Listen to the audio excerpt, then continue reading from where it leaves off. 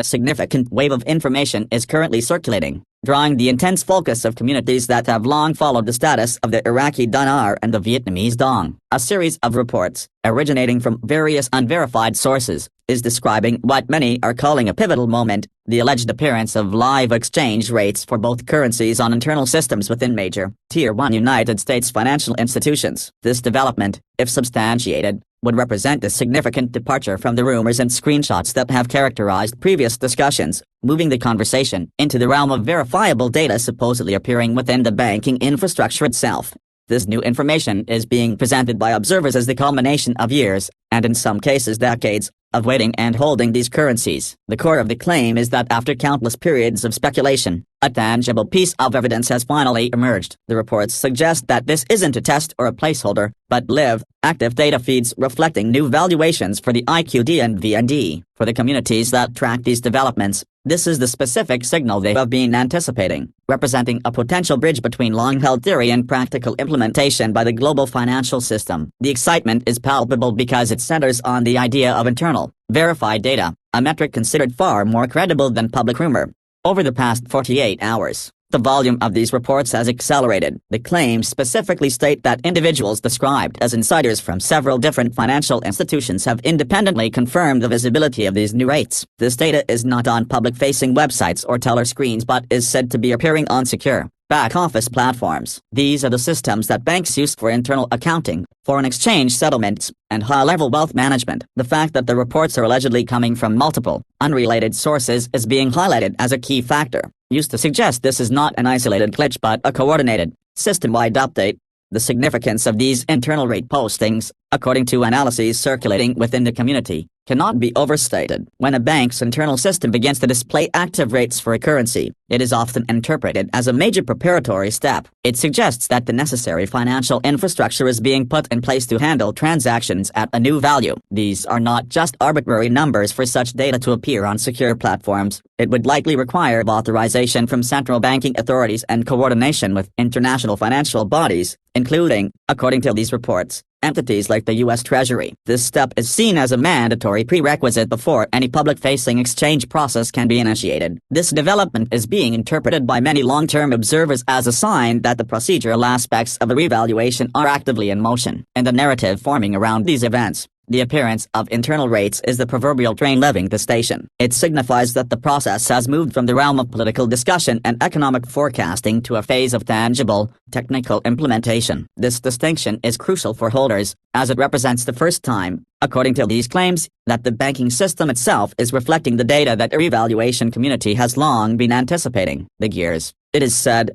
are finally turning. Naturally, this has led to intense discussion regarding potential timelines. Based on analyses of previous global currency events, the prevailing speculation within the community is that the period between internal rates appearing and public access can be relatively short. Some analyses suggest a window of days or, at most, weeks. It is critical to emphasize, however, that these timelines are purely speculative. They are derived from community-based historical analysis and are not based on any official announcements from any bank or government body. At this moment, no official public redemption schedule has been released, and the focus remains solely on the implications of the alleged internal data. Alongside claims of the rate's existence, specific indicative figures have also begun to circulate within these financial communities. These reports, which remain unverified, suggest a potential range for the Iraqi dinar between $3.71 and $4.25 per dinar. For the Vietnamese dong, the indicative range being discussed is reportedly between 47 cents and 52 cents per dong. These numbers are being shared widely, fueling much of the current discussion. It is absolutely essential to understand that these are not official, public, or confirmed rates. They are presented in these reports as internal, indicative figures seen on screen, and their accuracy cannot be independently substantiated at this time. The mathematical implications of these alleged indicative rates are a primary driver of the heightened anticipation. Simple calculations, such as the potential value of a single 25,000 dinar note at these reported levels, are being widely discussed. Even with the excitement these numbers generate, community analysts are cautioning that these are internal figures. They could, therefore, still fluctuate before any potential public release. The core takeaway being emphasized by observers is not the exact number itself, but the claim that quantifiable, non-zero, and substantial rates are finally appearing, which in itself is considered groundbreaking by these groups.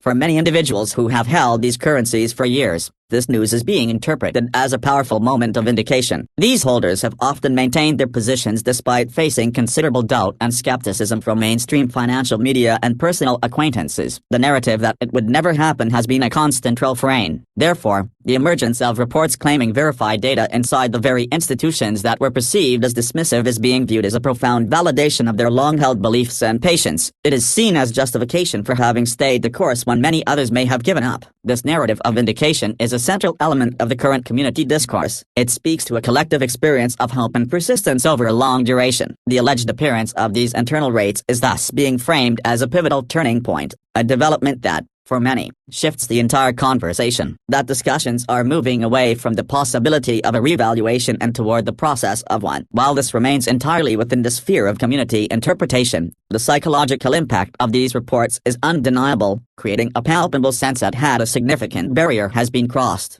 These discussions frequently attempt to place these developments within a much broader, global financial context. Some analysts speculate that a change in the valuation of the Iraqi Dinar and Vietnamese Dong is not an isolated event but aligns with theoretical larger efforts. These theories encompass ideas of a global-scale stabilization of currencies, a rebalancing of international trade, and a potential introduction of new asset-backed monetary systems. In this narrative, this is not just about Iraq and Vietnam, but about a more significant, foundational shift in the entire structure of international finance, though this remains a highly speculative and unconfirmed interpretation.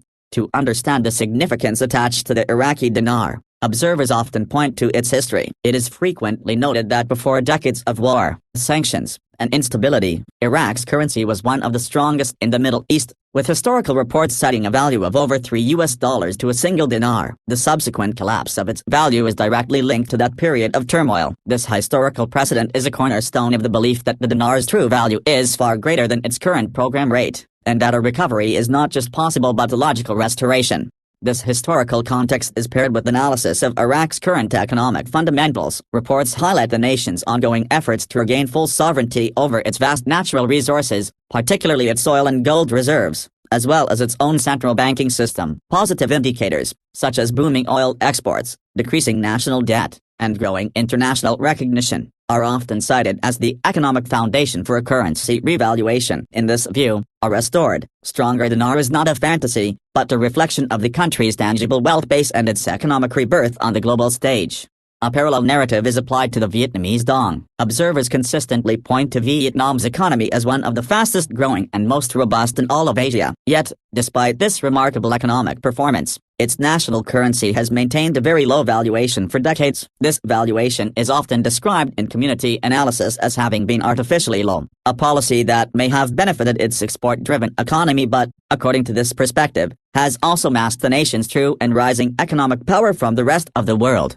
As Vietnam continues to integrate more deeply into the global digital economy and strengthens its trade partnerships with major economic blocs like the United States and Europe, many analysts within the community have argued that a currency adjustment is a logical, if not inevitable, development. A revalued dong, in this context, would be highly symbolic. It would represent Vietnam fully stepping onto the global financial stage, with a currency that accurately reflects its status as a major economic player. It would be an acknowledgement of the country's economic success. The simultaneous appearance of these alleged live rates for both the Iraqi dinar and the Vietnamese dong is another point of intense focus and analysis. This simultaneity is being widely interpreted by many observers as a clear sign of coordination. The speculation is that these are not two separate, isolated national events occurring by coincidence. Instead, it is theorized that this is part of a broader, interconnected international monetary action, often referred to in these communities as a global reset. This theory posits that a deliberate, multinational effort is underway, though no official body has confirmed such a plan. A critical point of clarification within all these reports is that these rates are not available to the general public. It is being stressed that banks are not open for public exchanges based on this internal data. The reports are highly specific,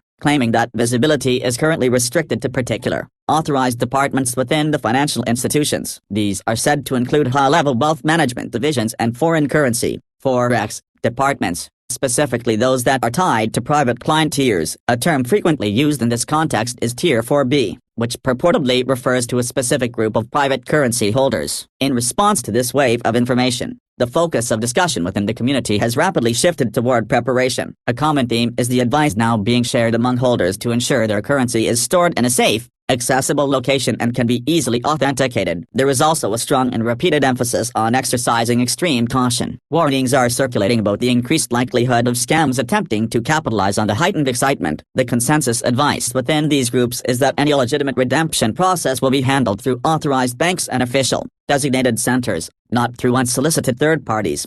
Furthermore, there are unverified reports claiming that the preparations within the banks are not just technological but also procedural. There is talk of banking staff receiving new training updates and procedural memos. These materials allegedly provide specific instructions on how to handle what are being termed high-value exotic currency redemptions. The use of this specific language is being interpreted by observers as a significant clue in itself. It suggests a formalization of processes for currencies that are not typically traded by the general public, indicating a new level of operational readiness for a unique event. Expanding on this thread, some insider reports have even hinted at certain banks conducting simulation runs or stress tests. These drills would theoretically involve testing how high-volume transactions would be processed through the new financial infrastructure. This is interpreted as a final stage of internal testing, designed to ensure that the systems, from software to compliance checks, can handle the anticipated surge in activity smoothly and securely before any official activation. This, again, is presented as a sign that the process is moving into its final preparatory phases. One of the most widely discussed, though highly speculative, aspects of this entire event is its potential connection to the quantum financial system, or QFS. This is a theoretical concept, often described as a next-generation, blockchain-based global settlement network designed to offer greater transparency, security, and instant settlement, replacing older banking technologies. While there is no official confirmation tying the QFS to any currency revaluation, reports within the community suggest that banks are quietly integrating new digital ID systems and quantum encryption tools that are seen as being compatible with the alleged principles of such a new system. Returning to the subject of timing, the fact that multiple, unrelated institutions are reportedly seeing these rates is consistently cited as evidence that this is a coordinated, system-wide event and not a localized technical anomaly. This has led to renewed speculation about when a public-facing component might be activated. Timelines such as late October or early November 2025 are being discussed within the community as possibilities, but it must be stressed that these dates are not officially confirmed and remain purely speculative. The primary focus is on the apparent readiness of the financial system, which is seen as the most important indicator. A common misconception that is often addressed in these detailed discussions is the idea that everyone will exchange their currency at once in a chaotic rush. The more relevant theory circulating is that any redemption process would be highly structured, controlled, and staged. It is believed that banks would manage the flow of exchanges through pre-scheduled appointments. This process would logically be based on factors such as the volume of currency and individual holds, necessary security levels, and identity verification protocols. This theory aims to set community expectations for an orderly, managed process,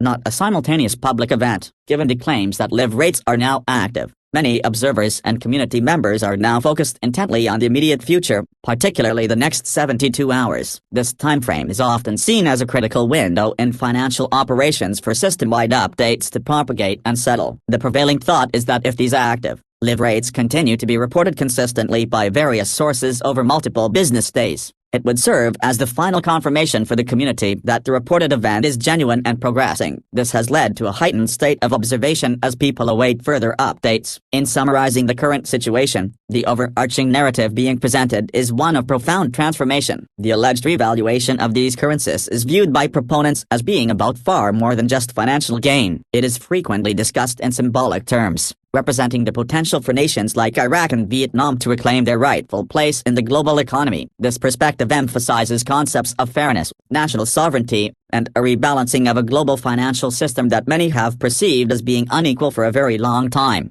For the many individuals in the community who have followed this topic, the journey has been exceptionally long and often marked by frustration and delays. These latest reports, detailing alleged live rates and concrete internal bank preparations, are therefore being received as the clearest and most significant signs to date that a tangible development is finally underway. The collective sentiment has perceptibly shifted from a question of if to a discussion of when and how, and that is precisely why every new piece of information from this point forward is being analyzed with such close attention. This is Dinar Daily, and we will continue to monitor these reports as they develop.